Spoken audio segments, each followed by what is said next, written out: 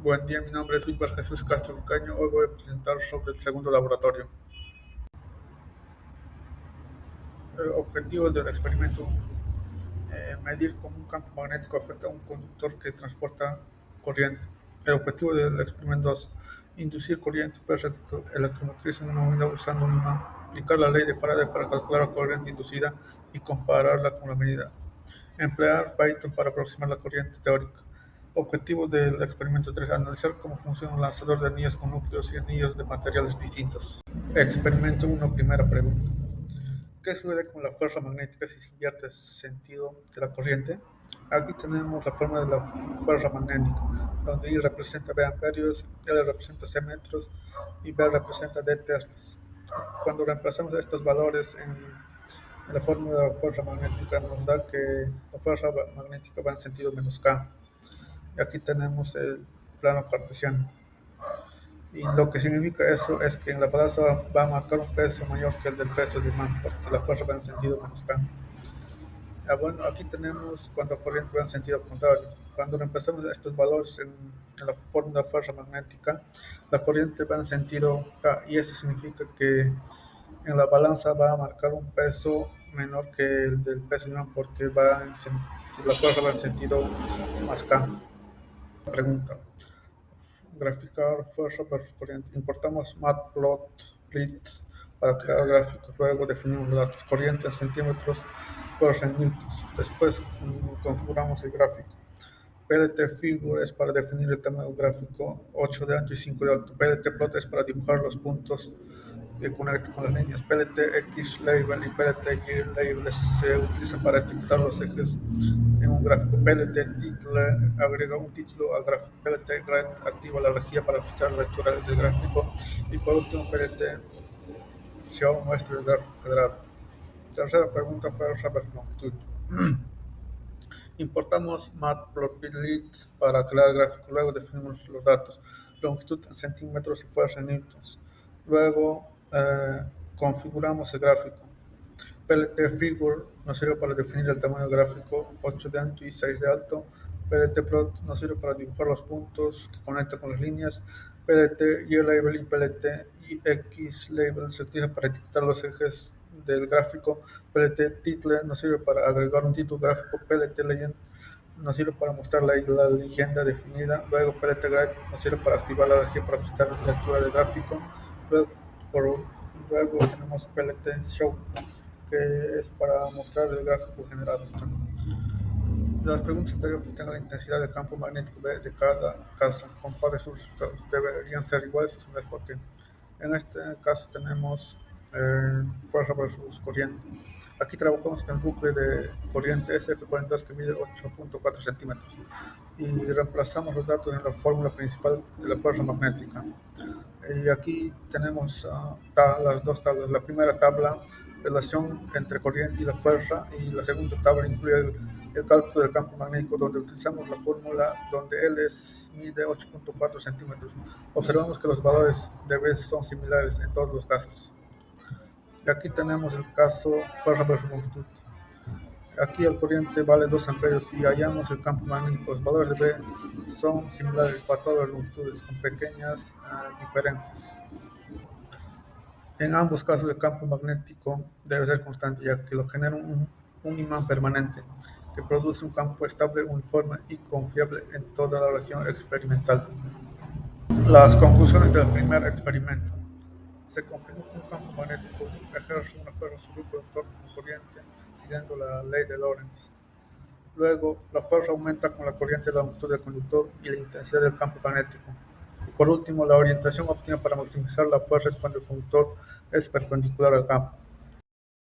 Bueno, yo soy Adrián Mancha Conilla y les explicaré sobre el experimento 2. ¿Por qué al hacer girar un imán se produce una corriente? Esto se debe a la ley de Faraday, que nos indica que cuando tenemos un flujo magnético que cambia con el tiempo, este produce una fuerza electromotriz y esta a su vez produce una corriente inducida. Bueno, esto se aprecia en nuestro experimento, puesto que el imán oscila eh, en los ejes de la bobina, lo cual produce un flujo magnético variable en el tiempo y este a su vez produce una corriente inducida. 2. Determine la velocidad con la que gira el imán alrededor de su eje de rotación. Bueno, estos fueron los datos que obtuvimos experimentalmente. Aquí solo usaremos el periodo, que es de 0.333 segundos. La velocidad angular es 2pi sobre el periodo. Reemplazando este dato, tenemos que la velocidad angular es de 18.8684 radianes por segundo. 3. Utilice la ley de Faraday para aproximar el valor de la corriente inducida pico. La corriente inducida pico se da cuando el flujo magnético también es pico. El flujo magnético pico es el campo magnético pico multiplicado con el coseno de la velocidad angular multiplicado con el tiempo multiplicado con el área. Bueno, aquí tenemos los datos que obtuvimos experimentalmente. Reemplazamos todo eso en uno y nos sale que esta es la expresión del flujo magnético. Y la fuerza electromotriz inducida es menos el número de espiras multiplicado con la derivada del flujo magnético con respecto al tiempo.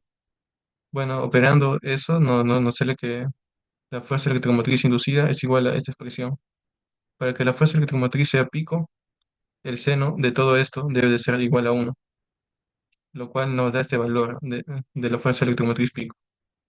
La corriente pico es la fuerza electromotriz pico sobre la resistencia, que operando eso nos da 0.05080 amperios.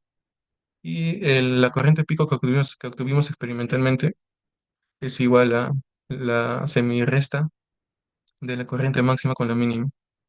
Y operando nos sale que ambas respuestas son, como se ven acá, prácticamente iguales. Para la 4 nos pide utilizar la ley de Faraday para hallar la función de la corriente. Bueno, para eso hicimos una función en Python que, como se ve acá, aproxima los valores que tuvimos experimentalmente a una función seno, para lo cual necesitamos de cuatro variables. Bueno, es tanto A como el periodo máximo y mínimo, lo obtuvimos simplemente a la vista. Para C y D son constantes.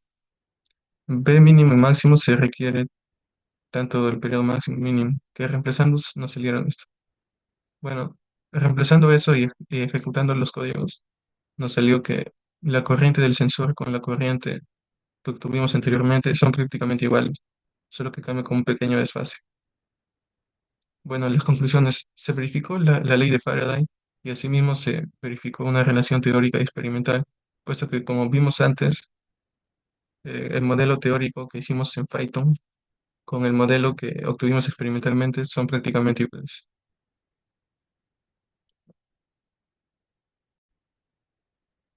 Experimento 3. Aplica el principio de funcionamiento del lanzador y la función que cumple la barra de hierro. Bueno, el lanzador de anillos se basa principalmente en la inducción electromagnética y la fuerza de repulsión magnética.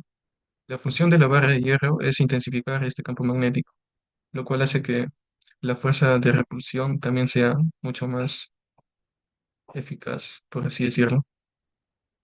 ¿Cómo afecta la conductividad de los materiales de los anillos del experimento? Bueno, esto afecta directamente, puesto que mientras mayor conductor sea el material, la fuerza de repulsión magnética que experimenta el anillo también será mayor que sin esto. Como vimos, el aluminio y el cobre se desplazan una buena distancia considerablemente, pero como el aluminio es un material mucho menos pesado que el cobre, este se desplaza mucho más a comparación del cobre, aunque ambos sean buenos conductores. Y para el ejemplo del aluminio partido, este no se desplaza, puesto que, como vimos acá, el anillo como tiene un corte, en este no se puede inducir una corriente cerrada, lo cual hace que el aluminio partido no tenga ningún efecto. Tercera pregunta del tercer experimento. ¿Qué ocurrió al colocar el anillo hueco? ¿Por qué ocurrió esto?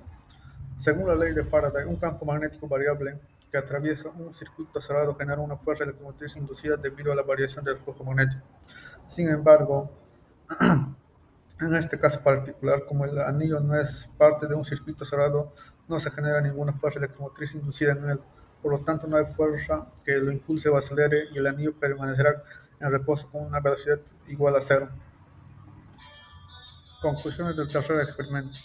En conclusión, el comportamiento de los anillos está determinado por una combinación de factores fundamentales que incluyen las propiedades del material, la geometría del circuito y la configuración del campo magnético. El material del anillo influye significativamente ya que aquellos con alta conductividad como el aluminio y el cobre permiten la generación de corrientes inducidas más intensas.